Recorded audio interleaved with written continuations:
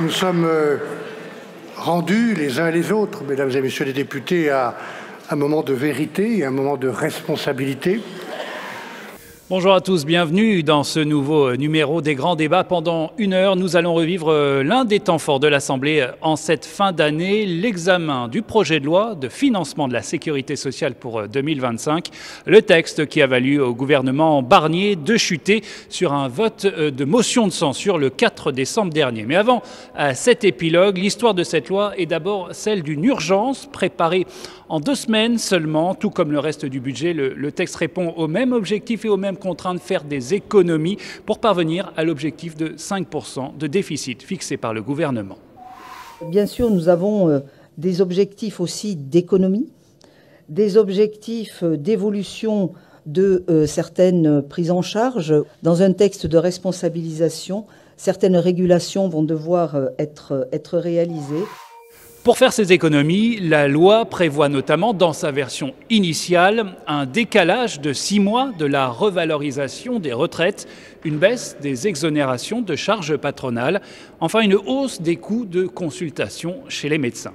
Autant de mesures qui vont susciter une levée de boucliers lors des débats à l'Assemblée nationale chez les oppositions, mais aussi pour certaines au sein du socle commun qui soutient le gouvernement. Les débats s'ouvrent le 28 octobre dans l'hémicycle. C'est Geneviève Darrieussecq, fraîchement nommée ministre de la Santé du gouvernement Barnier, qui prend la parole en premier. Je ne vais pas vous tenir un discours triomphaliste. Et chacun mesure ici la situation de nos finances publiques qui exige de la responsabilité et la recherche exigeante d'un équilibre. Vous le mesurez comme moi, la situation de nos comptes sociaux est effectivement inédite. En 2024, le déficit de la sécurité sociale dépassera de près de 8 milliards d'euros le niveau voté en LFSS initial. En outre, en 2025, sans mesure nouvelle, le déficit projeté de la sécurité sociale atteindra 28 milliards d'euros, dont 18,7 milliards pour la branche maladie.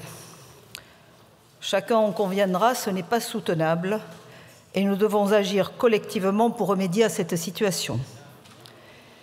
Il est de notre devoir de freiner la dépense publique et pour y parvenir, bien sûr, toutes les administrations publiques doivent prendre part à cet effort.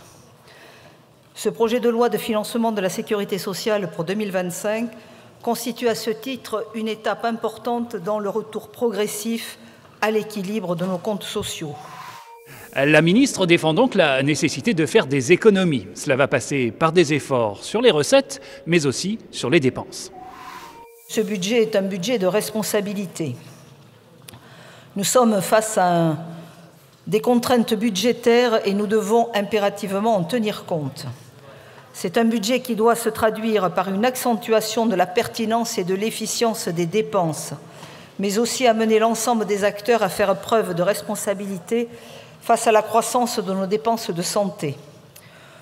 Tous les acteurs devront en effet participer à la maîtrise de la progression d'une partie de ces dépenses dans une logique de responsabilisation et d'efforts partagés.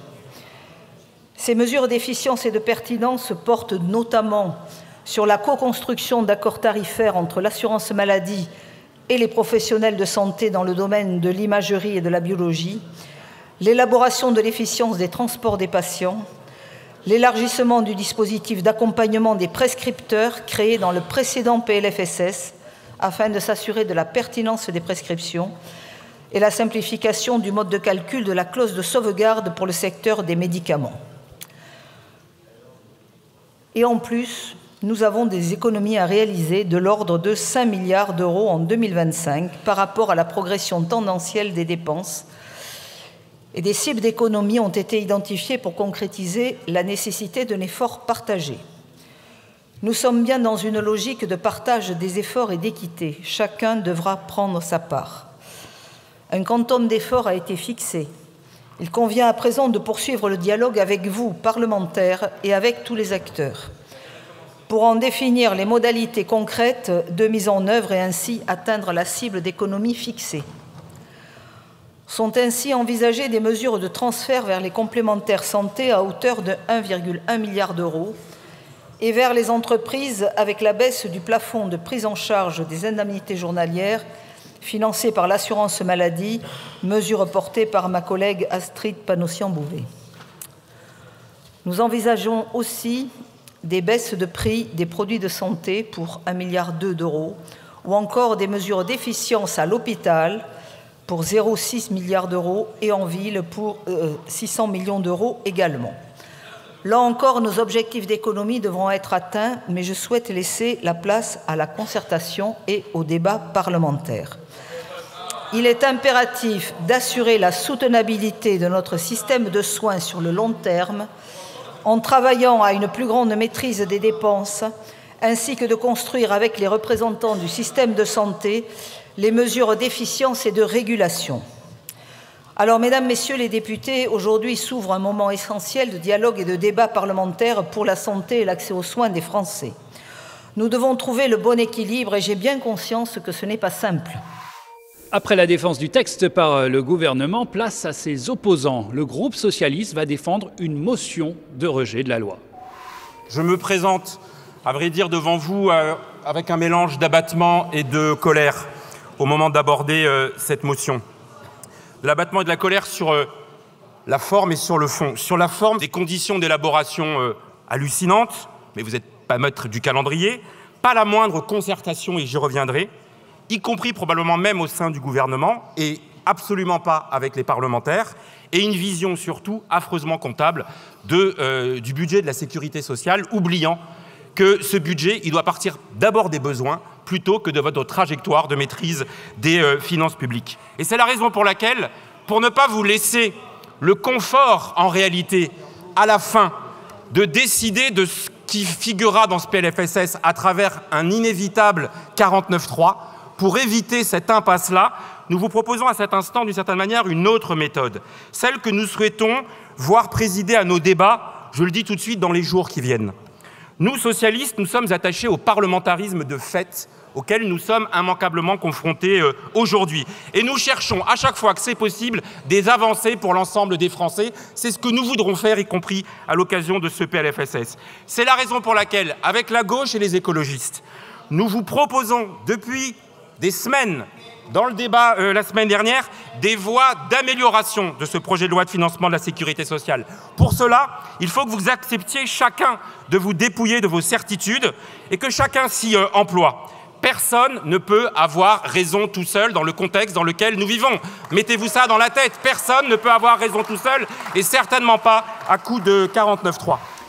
Le député Jérôme Guedj souhaite cependant laisser la place à la discussion. Il va décliner les demandes de son groupe, puis retirer la motion de rejet pour laisser l'examen de la loi se poursuivre. Alors voilà la fresque globale. Ne pas baisser les indemnités journalières, 600 millions. Ne pas augmenter le ticket modérateur, 1,1 milliard. Augmenter l'Ondam hospitalier, 3 milliards. Ne pas geler les pensions de retraite, 3 milliards. Voilà, à minima, ce que nous vous demandons. C'est-à-dire de bouger à hauteur de 8,5 milliards votre PLFSS. Si vous voulez faire plus, on peut le faire. Je vais y venir sur les recettes. Et voyez, la représentation nationale, en faisant ça, elle ne fait que vous proposer de bouger 2% du budget concerné. Et sur les recettes, on va être très clair. La crise du financement de la sécurité sociale, vous l'avez organisée. Comment vous l'avez organisée? En passant de 50 milliards d'exonération de cotisations sociales en 2019 à 75 milliards aujourd'hui. Le pognon de dingue, il est là. Il faut aller le chercher à cet endroit. C'est ça la justice sociale. C'est pourquoi nous étions prêts à voter l'amendement, l'article 6, mais que c'est votre propre majorité qui ne l'a pas voulu. Je termine, Monsieur le Ministre. Lors de votre audition, vous avez qualifié ce PLFSS de coup de frein réel et raisonnable. Votre coup de frein, c'est la sortie de route assurée et la collision. Nous vous proposons 8,5 milliards sur les dépenses. Nous vous proposons 15 milliards de recettes et pas les 60 milliards que vous agitez. Nous sommes raisonnables sur les propositions de financement à travers les exemptions et les exonérations de cotisations. Faites ce travail méthodique avec nous. Donc si vous voulez, sur cette base-là, que nous travaillons, nous sommes prêts à le faire et c'est la raison pour laquelle nous retirons le moment venu cette motion de rejet. Après le retrait de la motion de rejet, la discussion générale se poursuit. Chaque groupe va pouvoir exprimer sa position sur le texte. Nous attendions du changement. mais votre gouvernement a eu très peu de temps pour s'approprier le projet préparé par les administrations. Le discours de politique générale ne s'y retrouve pas pleinement. Il va falloir y remédier en corrigeant ce PLFSS pour 2025. Les comptes ne sont pas bons. La France connaît un dérapage budgétaire sans précédent qui peut mettre en fragilité notre système de protection sociale. La dette abyssale dont nous héritons peut mettre en péril notre souveraineté. Il est urgent de redresser nos comptes publics et nous vous soutiendrons sur ce chemin. Nos concitoyens peuvent consentir à des efforts, à condition qu'ils soient justes, à condition que les fonds publics soient mieux gérés, à condition que chacun y contribue. Il s'agit de justice sociale. Mesdames et messieurs les ministres, vous le savez, le groupe de la droite républicaine souhaite préserver le pouvoir d'achat des Français qui travaillent, des retraités, et préserver la compétitivité de nos entreprises. Car ce sont bien celles qui créent aujourd'hui de la valeur et en créeront demain, qui permettront de financer nos services publics et de relever les défis du renouvellement des générations et du vieillissement de notre société. Alors soyons plus courageux et plus justes dans les solutions pour redresser nos comptes publics. Malgré la qualité des débats tenus en commission sous la présidence de Frédéric Valletoux, les députés des groupes d'opposition ont démontré leur absence d'esprit de responsabilité en supprimant les éléments purement comptables présentés dans un souci de transparence au Parlement, en adoptant une multitude de taxes additionnelles représentant un total de plus de 60 milliards d'euros et cherchant à abroger discrètement la réforme des retraites dans une annexe du projet de loi. Le groupe Horizon et Indépendants a donc voté contre l'adoption de ce texte vidé de son sens et de tout sérieux politique et budgétaire. Ne pas se donner les moyens d'avoir un budget pour 2025 serait une faute vis-à-vis de nos concitoyens.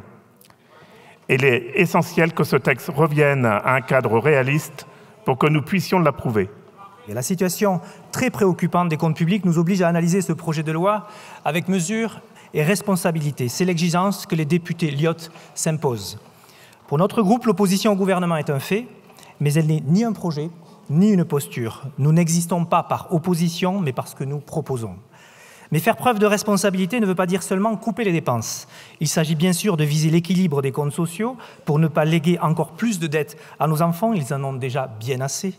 Mais c'est aussi repérer les fragilités de notre modèle social, ses manques, ses injustices, et tenter de les corriger de la manière la plus juste possible.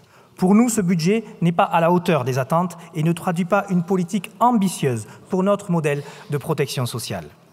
Oui, nous avons un vrai problème avec ce budget, car les mesures d'économie qu'il prévoit se font sur la santé et sur la retraite. Autrement dit, elles pénaliseront les plus modestes et les plus fragiles. Ajoutons aussi que le texte présente des dispositions défavorables à l'accès aux soins, qui devraient pourtant être une de nos priorités. La réduction du ticket modérateur, par exemple, qui conduira inévitablement à une hausse des tarifs des mutuelles. Cette évolution du coût des mutuelles est aussi un marqueur éclairant d'une société dans laquelle la place du soin est centrale, mais dont le financement glisse de la solidarité vers l'individu, ce que je veux dénoncer ici. Certains d'entre vous l'auront remarqué, le PLFSS 2025 est assez indigent. Aucune mention n'est faite de la prévention et de la lutte contre la désertification médicale. Aucune mesure nouvelle n'y est inscrite en matière de prise en charge de la perte d'autonomie, du handicap ou de l'accompagnement des familles. Aucune ambition en matière de santé publique et d'accès aux soins ne soutient ce PLFSS. Et pourtant, il y a urgence à avoir un débat sur la santé publique et l'accès aux soins. La politique menée depuis 2017 a plongé l'ensemble de notre système de soins dans un état d'effondrement vertigineux. Je donne rapidement quelques éléments objectifs pour que les chiffres et le vocabulaire parfois technique du PLFSS n'occultent pas la réalité tout aussi concrète. Le déficit des hôpitaux publics devrait dépasser les 2 milliards d'euros en 2024, avec des personnels soignants et non soignants absolument exsangues. 85% des EHPAD publics sont déficitaires, avec un déficit cumulé estimé à 1,3 milliard d'euros. Plus de 6 Français sur 10 renoncent à des soins. 4 malades chroniques ou concernés par un handicap physique sur 10 considèrent que leur prise en charge médicale s'est détériorée depuis le Covid. C'est dans ce contexte que votre projet de loi doit s'apprécier. Et ce que manifeste l'indigence de ce PLFSS, quant aux besoins sociaux et de santé, c'est la manière dont ce gouvernement, comme ses prédécesseurs, considère la sécurité sociale, à savoir comme une variable d'ajustement du déficit public. les dépenses de la sécurité sociale représentent à elles seules un quart de la richesse nationale. Cette importance du PLFSS l'est également à un niveau macroéconomique. 25% du poids dans le PIB, cela signifie autant de prélèvements obligatoires et de dépenses qui ne seront pas affectés à d'autres besoins du pays. Le pouvoir d'achat, l'éducation, la sécurité, le financement de l'économie, etc. Alors que débute le débat autour du PLFSS, le groupe UDR constate que les choix difficiles qui permettraient de faire revenir la sécurité sociale à un équilibre financier ne sont pas faits. Le PLFSS, que le gouvernement nous a présenté, est un texte de déficit. Pour 2025, 3 des 5 branches seront en déficit. La branche maladie sera en déficit prévisionnel de 13,4 milliards d'euros, la branche vieillesse de 3,1 milliards d'euros et la branche autonomie de 400 millions d'euros. La branche famille sera tout juste à l'équilibre et la branche accident du travail, maladie professionnelle, à peine en surplus de 200 millions d'euros. Ces déficits sont récurrents et réguliers. Ce sont les déficits d'un pays riche, au large excédent budgétaire, sans dette. Bref, ces déficits sont un luxe. Or, la France n'a pas les moyens de ce luxe. Aujourd'hui, on nous dit qu'il manque 60 milliards dans les comptes et la sécurité sociale doit y participer. Ce qui, en clair, dans notre système français conventionnel, veut dire plus de taxes, plus de recotisations, plus de renoncements aux soins, et les Français vont être encore moins remboursés. Toujours plus de contraintes et de baisses d'honoraires pour les soignants, toujours plus d'austérité pour les établissements d'hospitalisation et les EHPAD. Et si les caisses faisaient leur part du travail, 5,8 milliards en 2022, 3,8 milliards en 2023, perdus par la caisse famille, par non-récupération des indus, flou total sur la justification de 5,5 milliards sur la branche maladie, une retraite sur 8 liquidée avec erreur, ainsi qu'une allocation familiale sur 7. À la sortie, c'est un écart de 10,8 milliards entre les prévisions pour 2023 et la rectification nécessaire. Votre projet ne mérite même plus de commentaires tant il est in fine insincère et ne propose pas de solution pérenne. À l'issue de la discussion générale, les députés entament l'examen de la loi. À cette occasion, les députés de gauche vont défendre des amendements qui vont susciter un vif émoi dans l'hémicycle. Des amendements pour abroger la dernière réforme des retraites et revenir à un âge légal de 62 ans. C'est un amendement particulièrement important à porter aujourd'hui devant vous parce que c'est la première fois finalement que cette assemblée, cet hémicycle au complet est appelé au vote sur une réforme qui a mis notre pays à feu à sang, qui a mobilisé des manifestations, qui a mobilisé l'ensemble des syndicats pendant plusieurs mois. Et le nombre de personnes qui sont venues manifester était supérieur à mai 68. Et pour autant, jamais dans cet hémicycle, nous n'avons eu l'occasion de voter sur cette réforme des retraites. L'occasion nous en est aujourd'hui donnée. Raison pour laquelle cet amendement propose qu'il y ait une conférence de financement avec l'ensemble des acteurs concernés pour qu'enfin nous trouvions la solution pour abroger cette réforme inique des retraites. Je vais faire une réponse commune à tous ces amendements. Parce que vos amendements abordent un sujet identique, qui est celui de la recherche de nouveaux modes de financement des retraites. Ils conduisent, vous le dites vous-même, à augmenter les taux de cotisation d'assurance vieillesse selon 2 modalités. Pour les rémunérations supérieures à 2 plafonds de la sécurité sociale, soit un peu plus de 90 000 euros annuels, et pour les rémunérations supérieures à 4 fois le plafond de la sécurité sociale, un peu plus de 180 000 euros bruts annuels pour les employeurs et les salariés. Cette initiative ne peut recevoir l'accord du gouvernement. En effet, vos propositions reviennent à alourdir de plusieurs milliards d'euros, entre 5 et 7 milliards d'euros selon les amendements, pour de nombreux actifs. Je pense que dans un pays qui, depuis Raymond Barre, s'est habitué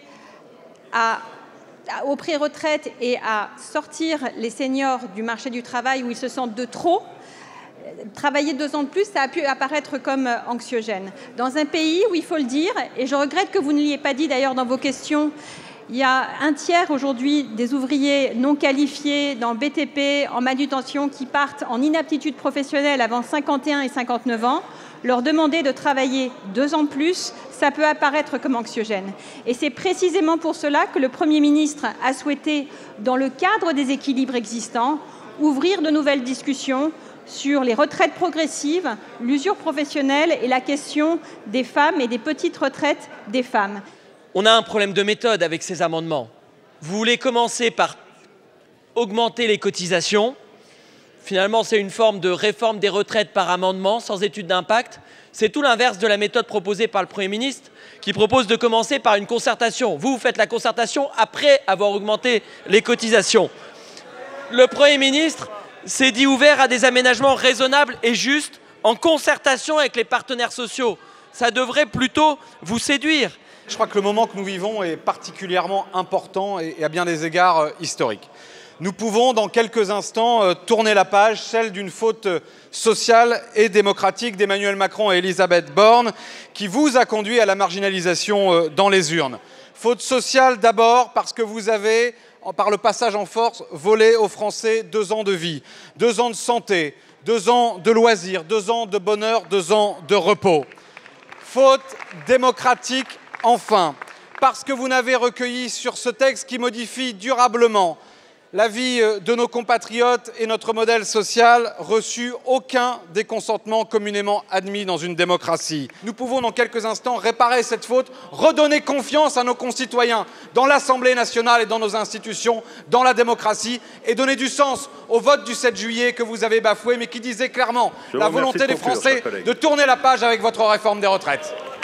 Il y a eu ici 2 semaines de débat et vous avez fait l'obstruction. Le Sénat qui a travaillé pendant 2 semaines, 1 mois de débat parlementaire sur les retraites. Ne dites pas qu'il n'y a pas eu de débat. Sur le fond, c'est assez clair. Vous voulez augmenter les cotisations, donc des impôts en plus. De toute façon, avec vous, il n'y a pas à tortiller. Quand on a un problème, on fait des impôts. Un problème de chats et des chiens, on fait des impôts. Un problème qui touche la fiscalité des entreprises, des impôts. Un problème de retraite, des impôts. Avec vous, c'est plus d'impôts. Et donc l'équité entre générations, elle est totalement oubliée. Tous les jeunes, tous les actifs qui travaillent, vous les taxez davantage. Alors que partout, nous entendons que le salaire net doit se rapprocher du salaire brut. On ne peut pas voter vos amendements totalement démagogiques qui coûtent 16 milliards parce que vous répondez quoi? Impôt, impôt, impôt. Nous ne sommes pas là pour discuter ou débattre, nous sommes là pour voter et décider. Et jamais la retraite à 64 ans n'a été votée au sein de cet hémicycle, jamais, puisque vous l'avez imposé en force par 49.3 contre 90% des Français, contre l'ensemble des organisations syndicales et contre une majorité des députés de l'Assemblée précédente. Jamais nous n'avons eu l'occasion de voter sur ce sujet. Et aujourd'hui, pour la première fois, nous allons voter pour savoir si oui ou non cette Assemblée est d'accord pour l'âge de départ à la retraite à 64 ans. Monsieur le rapporteur, vous nous avez demandé le financement. Le financement, c'est 4 milliards d'euros de recettes supplémentaires. Vous nous avez dit qu'il en fallait 3,4 pour 2025. Vous les avez.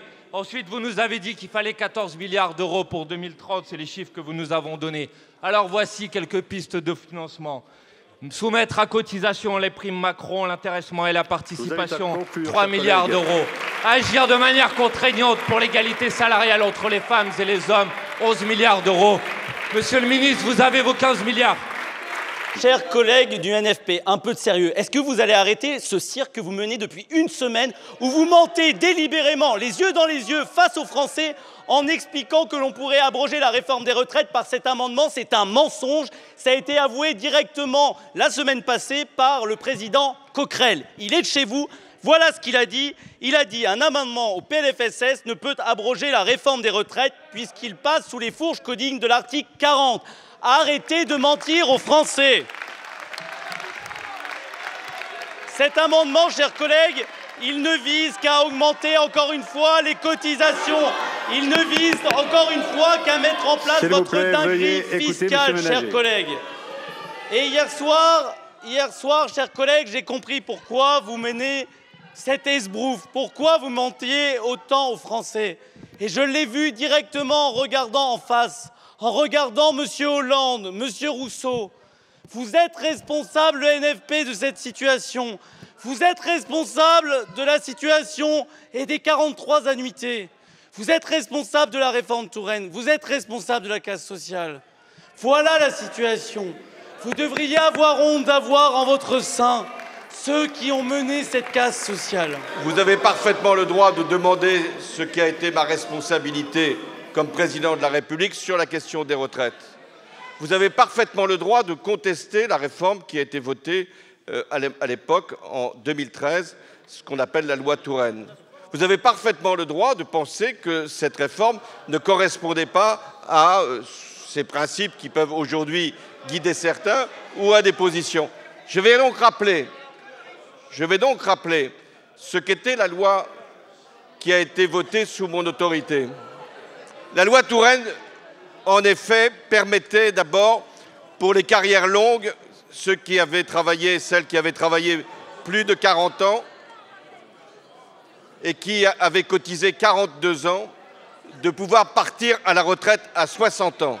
Et c'est cette disposition qui a permis à 800 000 personnes de partir à la retraite à 60 ans au nom des carrières longues.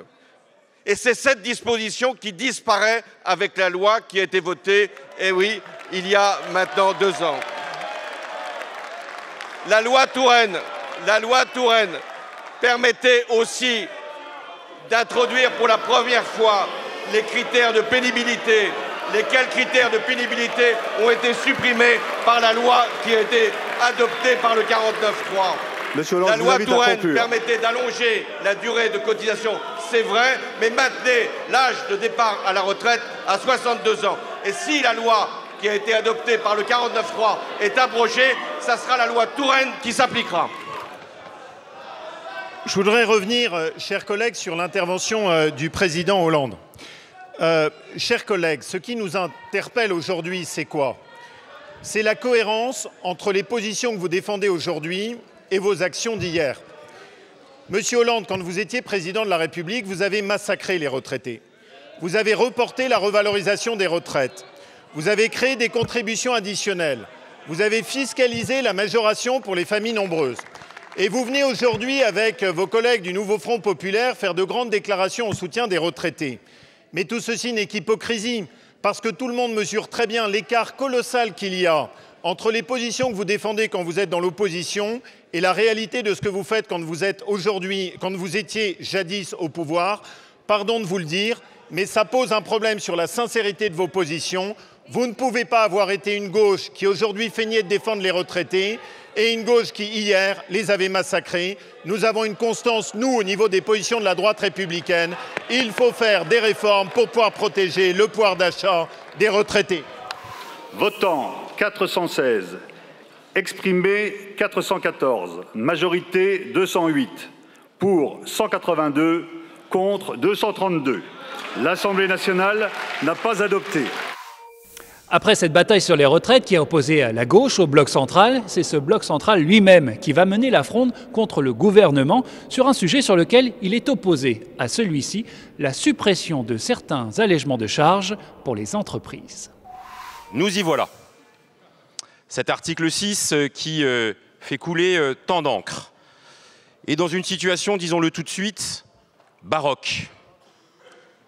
En commission des affaires sociales, une coalition inédite, mais parfois pas tant que ça, entre les députés d'Ensemble pour la République, les Républicains, enfin la droite républicaine, donc le soi-disant socle commun, épaulé par le Rassemblement national, est venu supprimer, dès le début de l'examen, cet article porté par le gouvernement. Et c'est la gauche, dans son ensemble et sa diversité, qui a tenté de s'y opposer et qui tentera à nouveau de s'y opposer. Pourquoi ? Pourquoi ? Parce que pour la première fois, enfin, nous remettons en question le dogme intouchable de l'efficacité par principe des exonérations de cotisations sociales. Cette somme gigantesque, pardonnez-moi l'expression, ce pognon de dingue que le pays consacre aux exonérations de cotisations sociales, rendez-vous compte, c'était 37 milliards en 2014, c'est près de 80 milliards aujourd'hui. C'était 50 milliards en 2019, c'est 75 milliards aujourd'hui. Souffrez que nous puissions questionner, au moment où nous cherchons des ressources pour financer la sécurité sociale, l'efficacité de ces cotisations. Et donc, il y a à la fois des mesures de désmicardisation que nous pouvons faire nôtres pour éviter les trappes à bas salaire avec des exonérations que vous retouchez au niveau du SMIC. Et c'est ça que vous ne voulez pas du tout remettre en question. C'est ça que vous ne voulez pas du tout remettre en question. Et puis surtout, et je termine par là, pour la première fois, eh bien, vous baissez ce montant gigantesque d'exonération de cotisation, puisque c'est 5 milliards d'euros qui peuvent être ainsi dégagés. Et donc je termine par une question à mes collègues, parce qu'ils n'hésitent pas souvent à nous poser la question. Puisque vous décidez de supprimer 5 milliards de ressources pour la sécurité sociale, et donc pour l'équilibre ou le pseudo-équilibre du PLFSS, qu'est-ce que vous proposez comme mesure alternative? Est-ce que vous proposez d'autres ressources, ou est-ce que vous proposez pire, de laisser filer le déficit, ou pire encore, de rogner sur les moyens pour l'hôpital, pour les EHPAD, pour la politique familiale? Nous voici à l'article 6 et pour répondre à notre collègue Jérôme Guedj, on a donné des pistes d'économie. On a donné des pistes très concrètes pour du gagnant-gagnant pour les Français. Cet article 6 prévoit une augmentation des charges pour les employeurs de 5 milliards d'euros. Aujourd'hui, la compétitivité de nos entreprises françaises est pourtant déjà malmenée, avec des charges plus importantes que dans les pays voisins, qui s'expliquent par des coûts, notamment du travail, plus importants. C'est une réalité documentée. Nos collègues sénateurs Duplon, Louot et Merilou l'ont d'ailleurs parfaitement illustré dans un rapport récent sur la compétitivité. Pour produire davantage en France, pour assurer notre souveraineté, il faudrait au contraire, mes chers collègues, baisser les charges de nos entreprises pour améliorer leur compétitivité. Alors nous pourrons créer de la valeur et alors partager nos richesses. L'évolution de cet article 6, esquissé par les amendements du gouvernement, risque de fragiliser encore davantage nos dernières industries. Le groupe de la droite républicaine vous alerte sur les conséquences de cet article 6. Madame la ministre Panos-Bouvet, en fait, je ne comprends pas cet acharnement contre les TPE-PME. Sous prétexte de rationaliser les allègements de cotisations patronales, vous risquez de porter un coup fatal à ces entreprises. Cette réforme, et vous le savez, menace directement l'emploi car chaque augmentation de charges pèse sur les trésoreries déjà fragiles et très précaires de nos petites entreprises. Par pitié, Madame la ministre, revenez à la raison. Merci, Monsieur le Président. Pendant 7 ans, nous avons porté des réformes du marché du travail, de la lutte contre le chômage de masse. C'est plus de 2,5 millions d'emplois créés, des nouvelles recettes sociales et fiscales. C'est la restauration de la compétitivité de nos entreprises. Les choix budgétaires doivent être des choix d'économie justes. En l'état, l'article 6 nous semble plus être du côté des économies que d'une réforme juste. L'emploi ne peut pas être une variable d'ajustement. Notre groupe propose un objectif de désmicardisation, de sortie des trappes à bas salaire. Nous proposons de mettre en œuvre fidèlement le rapport Bozio-Wasmer. L'amendement 2134 de David Amiel, porté par notre groupe, salué par Étienne Wasmer, propose ainsi de réduire les allègements de charges, notamment au-dessus de 2,5 SMIC, mais d'utiliser intégralement cet argent pour renforcer les allègements entre 1,2 et 1,9 SMIC, en encourageant ainsi une augmentation des salaires. Enfin, nous savons ce débat. Et en vous écoutant et en préparant ce débat, moi, il y a un essai qui m'a beaucoup inspiré, dont on parle pas mal en ce moment, qui s'appelle « Sortir du travail qui ne paye plus » d'Antoine Fouché. Je vous recommande vraiment sa lecture parce qu'il montre que la France a, depuis un moment, un coût du travail structurellement plus élevé que la plupart des pays développés. Et pourquoi ? Parce que, il faut quand même le rappeler, je l'ai rappelé dans la déclaration de politique générale, 54% du financement de la protection sociale de notre pays repose sur les salaires. Et donc, parce que nous avons ce coût du travail structurellement élevé, qui effectivement pénalise l'emploi et notamment l'emploi peu qualifié, eh bien, depuis les années 90, gauche comme droite ont effectivement, de concert, multiplier les dispositifs d'exonération des charges. Ça a commencé par les bas salaires, de manière défensive pour effectivement protéger l'emploi non qualifié dans un contexte de chômage de masse. Et puis progressivement, rappelez-vous des conclusions du rapport Gandois dans les années 2010, qui lui parlait de protéger aussi l'emploi plus qualifié et l'emploi industriel. Et donc nous avons continué comme ça, bon an mal an, à faire des exonérations allant du SMIC jusqu'à 3,5 SMIC. Sachant que le salaire médian de notre pays est de 1,6 SMIC. Et donc, cette politique d'exonération, qui avait pleinement sa justification dans les années 90 face au chômage de masse, qu'il a encore. Moi, je dis qu'il a encore parce que nous avons un vrai sujet de coût du travail structurellement élevé de par la structure de financement de nos politiques publiques, eh bien, a deux inconvénients majeurs. Le premier, c'est qu'il est incroyablement inflationniste. Laurent Saint-Martin le rappellera, mais enfin on parle de 80 milliards d'euros aujourd'hui d'exonération, d'allègements généraux. 80 milliards d'euros, c'est 2,5 points de PIB. C'est 1,5 fois l'éducation nationale. Donc le budget de l'éducation nationale. Donc ça, c'est le premier inconvénient. Et le deuxième inconvénient, effectivement, comme ça a été prouvé, pas simplement par les trappes, par Bozio-Wasmer, c'est que ça contribue peu à peu à créer des trappes à bas salaire. Et donc, moi, j'entends les craintes. Je viens de l'entreprise. Donc, j'entends les craintes du durcissement des conditions économiques aujourd'hui, de l'augmentation des défaillances d'entreprises, de l'augmentation des stocks dans le monde, dans l'industrie. J'entends également les craintes signalées par le rapporteur général d'un risque d'empilement des différentes charges, que ce soit les IJ, que ce soit les apprentis. Il faudra qu'on ait une vision globale parce qu'à la fin, ça sort des mêmes poches qui sont les salariés ou les entrepreneurs. Et je pense qu'il faut quand même que ce débat ait lieu et que dans le cadre de la navette, on puisse également pouvoir regarder très précisément, et moi je suis très attentive à ça, ce qu'on a proposé, mais les impacts sur les très bas salaires, pour que l'on puisse, encore une fois, à la fois avancer sur ces exonérations qui deviennent trop coûteuses, mais tout en protégeant et en ayant un impact le moins adverse possible sur les entreprises de bas salaires. Merci et je me réjouis de ce débat. Enfin. Ce que je voudrais vraiment faire entendre à tous les auteurs des amendements de suppression, c'est que sur ces 4 dernières années, l'accélération sur les allègements généraux a été très rapide. Très rapide. Elle a été supérieure à 20 milliards d'euros sur les 4 dernières années. Très rapide. Je crois qu'aujourd'hui, dans la situation dans laquelle nous sommes, nous pouvons trouver un chemin de responsabilité qui n'est pas un chemin tête à queue, 180 degrés par rapport à la politique de l'offre et de l'emploi, mais vraiment pas, et que ce soit un chemin de freinage de la dépense publique par rapport à cela. Je pense profondément que nous pouvons le faire en responsabilité sans que cela, vraiment sans que cela, ne soit un désaveu vis-à-vis de l'efficacité de la politique qui a été menée ces dernières années, et que cela soit effectivement, sans que ce soit en même temps là-dessus, mais que ce soit une réponse effectivement au freinage nécessaire pour équilibrer nos comptes sociaux. C'est ça que le gouvernement propose en ce sens.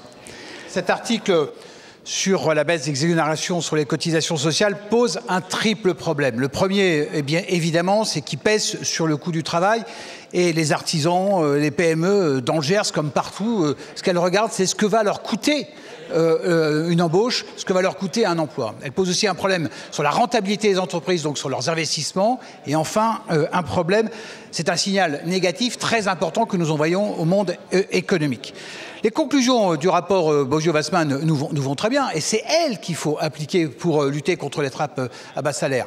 Mais s'il vous plaît, n'en profitons pas pour faire des économies. Et dans la famille des mesures qui, dans ce budget, augmentent les prélèvements obligatoires, permettez-moi de dire que c'est la pire, parce qu'elle est orthogonale à ce que nous faisons depuis 7 ans pour lutter contre le chômage. Madame la ministre, monsieur le ministre, ne voyez pas dans nos amendements une sorte d'acharnement de notre part, mais simplement une conviction extrêmement forte. Merci. Chers collègues, s'il y a bien une division artificielle dans le débat que certains cherchent à installer, c'est de faire croire que les allègements de charges ne bénéficieraient qu'aux entreprises et pas aux salariés. Ça n'a aucun sens. Il est évident que si jamais vous pénalisez les entreprises, vous pénalisez les salariés. Si vous dégradez la compétitivité des entreprises, vous dégradez l'emploi. Si vous mettez plus de charges sur le salaire, ça veut dire qu'il y aura moins de pouvoir d'achat. Et donc, je suis désolé de vous le dire, mais l'opposition que vous faites entre les entreprises et les salariés date au mieux de l'idéologie marxiste du 19e siècle. Il est peut-être temps d'actualiser un tout petit peu vos fondamentaux. Dans ce pays, si on veut réussir, il faut mettre en commun les entreprises et les salariés. L'allègement de charges bénéficie au travail. Le fait d'avoir des allègements de charges bénéficie au salaire. Et si nous les défendons, c'est parce que nous sommes convaincus qu'il y a d'autres économies à faire sur la bureaucratie administrative, sur les opérateurs qui, eux, seuls doivent permettre de faire des économies dans notre pays. Donc désolé, nous n'avons pas la même conception des choses. Et si jamais on votait toutes les augmentations de fiscalité que vous avez faites, il y a une certitude, c'est qu'il n'y aurait plus d'entreprises en France et il n'y aurait plus de salaire en France. Exprimé 332. Majorité 167 pour 170 contre 162. Après ce vote à front renversé, les députés avancent dans les débats et finissent par achever l'examen de la partie recettes du projet de loi qui se conclut par une adoption, là encore, à front renversé. Les députés de gauche votent pour et les députés du socle commun contre cette adoption. Nous sommes le lundi 4 novembre, une semaine de débat s'est déjà écoulée et les députés n'ont plus que 24 heures pour examiner la fin du projet de loi. C'est dans ce contexte que la question de la baisse des remboursements de certains médicaments va entrer dans le débat. Par cet amendement, le Parlement a la possibilité de se prononcer sur une mesure qui est dans ce PLFSS mais qui sera appliquée par voie réglementaire. De quoi s'agit-il ?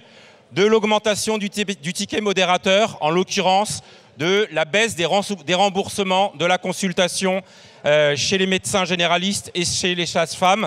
C'est 1,1 milliard d'euros d'économies que vous voulez faire au détriment des assurés sociaux et au détriment surtout de l'universalité de notre système d'assurance maladie.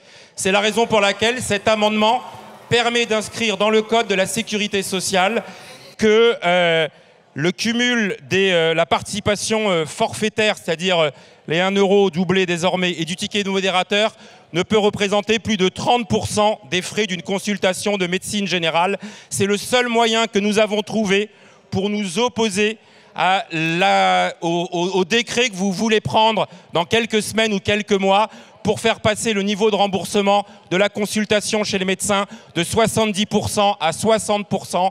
Vous faites payer par l'ensemble des assurés sociaux et par ceux qui ont des mutuelles qui verront leurs tarifs augmenter de 8 à 10%, votre politique au détriment de l'accès aux soins. Je le redis, c'est essentiel pour tous ceux qui sont opposés à cette mesure de le faire par ce biais-là, parce que sinon ce sera un décret que le gouvernement prendra. Avis défavorable. Vous proposez donc de limiter le cumul entre la participation forfaitaire et le ticket modérateur à 30% pour les frais de consultation de médecine générale. Vous savez bien que donc c'est le pouvoir réglementaire et vous savez bien aussi que nous avons... il me paraît quand même difficile de limiter... compte tenu aujourd'hui de la dynamique des ALD, il existe une déformation entre financement assurance maladie obligatoire et assurance maladie complémentaire. La hausse du ticket modérateur peut venir corriger cette déformation. L'ONDAM intègre une économie, vous l'avez dit, d'1,1 milliard, qui peut représenter effectivement une base de hausse de 10 points du ticket modérateur. Je souhaite, je l'avais dit, je souhaitais laisser place au débat sur les différentes pistes de solutions et je suis en effet bien consciente des impacts que cela peut avoir sur nos concitoyens et je souhaite continuer de travailler pour réduire au maximum cette possibilité d'augmentation du ticket modérateur. C'est tout ce que je peux vous dire. On va soutenir évidemment cet amendement. En fait, en soutenant cet amendement, nous allons aussi nous opposer au choix de société que nous propose ce gouvernement. Il y avait deux possibilités pour ce budget de la sécurité sociale. La première, c'était de s'en prendre aux Français, de dérembourser et de les faire payer avec leur santé, de les faire payer pour avoir accès à la santé. Ça, c'était la première option. La deuxième, c'était de faire contribuer les plus fortunés, là où est l'argent, pour financer notre protection sociale que ceux qui se gavent partagent. Et aujourd'hui, le gouvernement a fait le choix, plutôt que de s'en prendre à ceux qui ont déjà beaucoup, d'augmenter le ticket modérateur, c'est-à-dire de dérembourser les consultations médicales pour faire 1 milliard d'euros sur les Français qui, tous les jours, ont besoin de voir leur médecin. Et avec cet amendement, nous allons vous empêcher donc de vous en prendre à tous les Français qui ont besoin de cet accès à la santé. Et nous vous invitons évidemment à la raison. Arrêtez de vous en prendre aux Français qui déjà renoncent énormément aux soins, mais allez plutôt chercher l'argent là où il est, chez ceux chez qui, dès contact, vous avez poussé des cris d'orfraie. Merci, monsieur le député. Nous allons donc passer au vote de l'amendement 230 de monsieur Guedj, qui a reçu un double avis défavorable, rapporteur et gouvernement. C'est un scrutin public. Le scrutin est ouvert. Le scrutin est clos. Votant 311, exprimé 308, majorité 155 pour 230, contre 78. Il est adopté. Nous sommes le mardi 5 novembre et il est presque minuit, heure qui marquera la fin du délai constitutionnel pour l'examen de ce projet de loi de financement de la sécurité sociale. La tension monte alors dans l'hémicycle. Le groupe de la France Insoumise, il n'est pas le seul, me semble-t-il, ce soir dans cette Assemblée, au terme des discussions qui ont eu lieu en bas il y a quelques minutes, souhaiterait qu'on puisse enfin sérieusement aller au bout de ce projet de loi de financement de la sécurité sociale. Il reste quelques dizaines, peu de centaines d'amendements.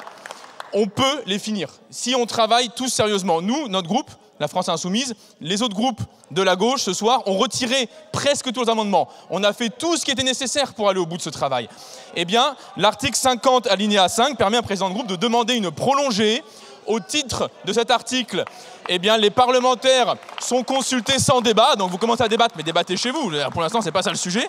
On est consulté sans débat et on peut s'exprimer et demander effectivement qu'on poursuive la discussion. Il n'y a pas de raison d'arrêter, il est 23h30, dans quelques heures c'est fini et on peut dire aux Françaises et Français qui nous regardent que oui, on aura débattu jusqu'au bout pour les hôpitaux, pour les retraites, pour les invalides, pour les accidents du travail, pour tous les services publics qui sont menacés par ce texte de loi et on pourra envoyer au Sénat quelque chose qui aura été voté. L'article 50-5 de notre règlement intérieur est extrêmement clair. La prolongée, qui est convoquée dans les règles que vous l'avez évoquées, Monsieur le Président Vallaud, ne se fait que si on peut achever la discussion en cours. Il reste 450 amendements. Depuis 3 jours, nous faisons du 15 amendements à l'heure. Personne ici, en responsabilité, ne croit que nous sommes capables de finir les 450 amendements qui nous restent. Donc, Madame la Présidente, notre règlement est extrêmement clair. Personne ne va le finir. Donc, à moins que vous vouliez tous qu'on se couche à 6 h du matin, mais moi, j'ai aucun problème. Tout va très bien. C'est les élections américaines. C'est une soirée passionnante.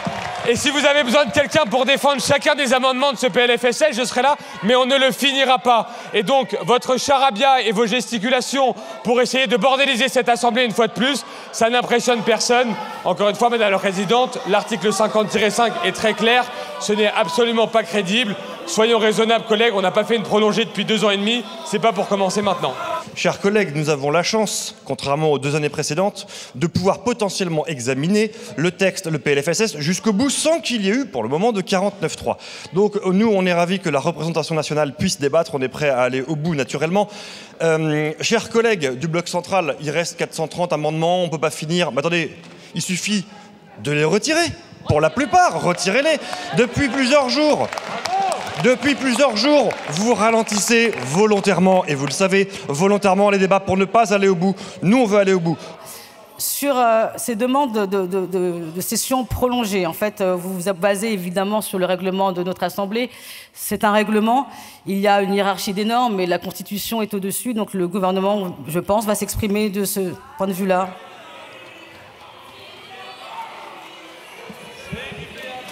Merci Madame la Présidente. Mesdames et Messieurs les députés, à l'issue des travaux conduits aujourd'hui en séance publique, nous arrivons au terme du temps d'examen programmé pour la discussion du projet de loi de financement de la sécurité sociale pour 2025. Le délai de 20 jours prévu par l'article 47.1 de la Constitution, dans lequel l'Assemblée nationale doit se prononcer en première lecture après le dépôt du projet de loi, expire ce soir. Si le gouvernement a été pleinement attentif au respect des droits de votre Assemblée, en lui laissant un temps suffisant pour examiner dans les meilleures conditions possibles ce texte, nous ne pouvons accepter de prolonger ce délai sans réduire le temps d'examen dont le Sénat doit disposer pour le PLFSS et sans non plus mettre en danger l'examen du projet de loi de finances pour 2025 sur lequel il reste environ 1500 amendements à examiner dont il nous faut reprendre la discussion au plus vite. Par conséquent, en application de l'article 47.1 de la Constitution et de l'article LO 111.7 du Code de la Sécurité sociale, L'Assemblée nationale n'ayant pas émis de vote en première lecture sur l'ensemble du projet de loi dans ce délai des 20 jours, le gouvernement décide de saisir le Sénat du texte qu'il a initialement présenté. La séance est donc levée et faute de temps, le projet de loi n'a pas pu être adopté. Le texte va ainsi être transmis au Sénat dans des conditions inédites sans qu'un vote ait eu lieu à l'Assemblée. Les sénateurs reprennent donc la copie originale du gouvernement. Au terme de 2 semaines de travaux et après de nombreuses modifications, le texte est alors adopté à la Chambre haute. Place alors à la commission mixte paritaire chargée de trouver un accord entre députés et sénateurs. Elle se réunit le 27 novembre. Les points durs n'ont pas changé sur la question des charges sociales notamment. Après 7 heures de discussion, députés et sénateurs trouvent cependant un accord. C'est la première fois depuis longtemps qu'il n'y avait pas eu une commission mixte paritaire dans le cadre du budget de la sécurité sociale. Je crois que ça fait plus de 15 ans.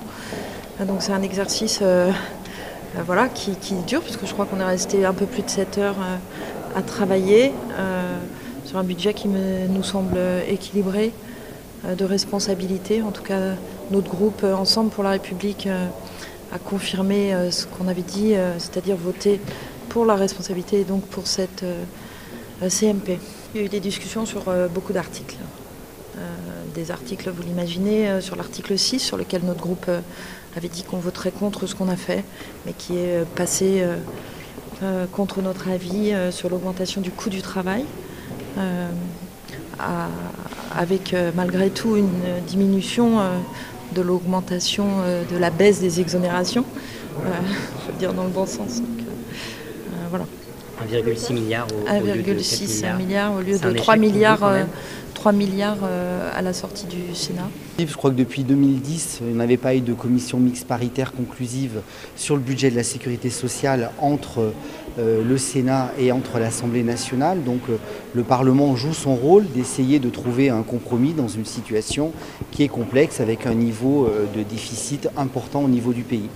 C'est un deal qui a été conclu entre la droite républicaine et la Macronie. Ce n'est pas une négociation et un compromis qui aurait fait honneur au Parlement. Nous, socialistes, nous sommes entrés dans cette commission mixte paritaire en disant « nous ne voulons pas d'une motion de censure, nous ne voulons pas d'un gouvernement qui impose par 49.3 ce texte ». Et donc il est encore possible d'essayer de produire le compromis. Nous demandions juste à nos partenaires de la droite et du centre de bouger de 1,2%. Ils ont refusé. Ils ont refusé parce qu'ils n'ont pas voulu qu'on dégage les ressources à due concurrence. Et donc c'est eux qui prennent la responsabilité. Alors ils peuvent se dire, bah oui, on a une CMP conclusive, mais elle n'aura pas de majorité. Le texte sur lequel se sont mis d'accord députés et sénateurs doit encore franchir une dernière étape, un vote dans les 2 chambres. À l'Assemblée, il est programmé le lundi 2 décembre. Le Premier ministre Michel Barnier va déclencher l'article 49.3 de la Constitution et engager la responsabilité de son gouvernement sur le texte. Sur le fondement de l'article 49, alinéa 3 de la Constitution, j'engage la responsabilité du gouvernement, de mon gouvernement, sur l'ensemble du projet de loi de financement de la sécurité sociale pour 2025. Désormais, mesdames et messieurs les députés, chacun doit prendre ses responsabilités et je prends les miennes.